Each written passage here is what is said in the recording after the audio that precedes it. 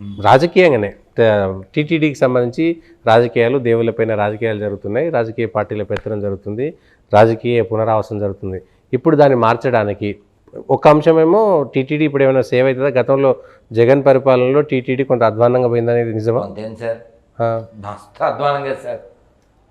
ఎంతమంది ప్రతిజ్ఞ చేశారు సార్ విడిపోతే మేము వస్తామని. ఓకే, నిజంగా అంత జరిగిందంటారా? అంటే ఏంటి సార్, మీరు వెళ్ళలేదు అసలు 5 ఏళ్ళలో? ఒక్కటే సర్వేనా సార్? ఒకటే సర్వేనా?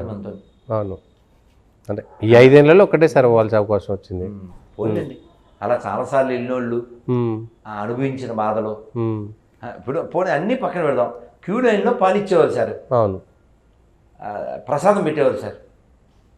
మరి ఎంత నీచకమైన కుత్తేలు కాకపోతే అది ఆపేస్తారు సార్. పిల్లలు ఉంటారు, షుగర్ పేషెంట్ ఉంటారు, ముసలోళ్ళు ఉంటారు, ఎందుకు కాపాలి సార్?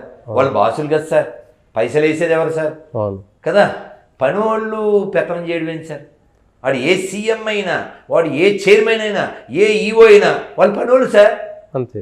బాసులు ఎవరు? భక్తులు సార్. వీళ్ళు పైసలు ఇచ్చేవాళ్ళు, వాళ్ళు పైసలు తీసుకునేవాళ్ళు. పైసలు తీసుకునేవాడు పెత్తనం ఏంటి సార్? ఆ గుళ్ళో డబ్బులు ఎత్తుకుపోయి అమ్మఒడి, నాన్నబుడ్డి ఎట్లకో ఖర్చు పెట్టేశారు గుళ్ళు డబ్బులు. మరి గుళ్ళో ఎవరైతే నీకు డబ్బులు ఇచ్చారో వాళ్ళకి అన్నం పెట్టకుండా కన్నం పెట్టేస్తే ఎలా నాన్న? నేను అక్కడికి భోజనం తింటూ ఒక వీడియో చేశాను. ఈ అన్నమే సీఎం తినాలి, ఈ అన్నమే ఈఓ తినాలి, ఈ అన్నమే చైర్మన్ తినాలన్న తప్పేంది సార్? బాస్ తింటున్నప్పుడు పనోడు తినద్దా? అందరు అదే తినాలి. అదే చెప్తున్నా, పనోడు తినకపోతే ఎట్లా సార్? బాసే తింటుండే అట్లా. ఈ విషయంలో ఫిక్స్డ్ సార్. ఇప్పుడు ఏమైనా మార్పు సార్? వెంటనే ఇప్పుడు క్యూ లైన్లో ప్రసాదం పెడుతున్నారుగా, వెంటనే ఎవరో డాక్టర్ నాకు పోస్ట్ చేసి ఇది మీరు ప్రశ్నించడం వల్లనే జరిగిందని పెట్టాడు. సంతోషం, భక్తులు ఆనందపడాలి, బాస్ బాగుండాలి, అంతే. రాజకీయాల్లో జోక్యము ఎక్కువైపోయింది మత ఆధారంగా. కాదు, మీరు క్వశ్చన్ బాగా అడగండి. రాజకీయాల జోక్యం ఎక్కువైపోయింది ఏది గుళ్ళల్లో, నిజమా కాదా? ఎప్పటి నుంచో ఉంది, ఇప్పుడేంది?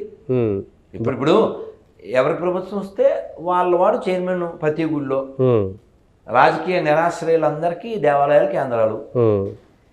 వాడి క్వాలిఫికేషన్ ఉండాలంటాను, వాడికి భక్తి ఉండాలి అంటాను. ఎవడు పెడితే వాడు కూర్చోకూడదు అంటాను. So make a mandatory.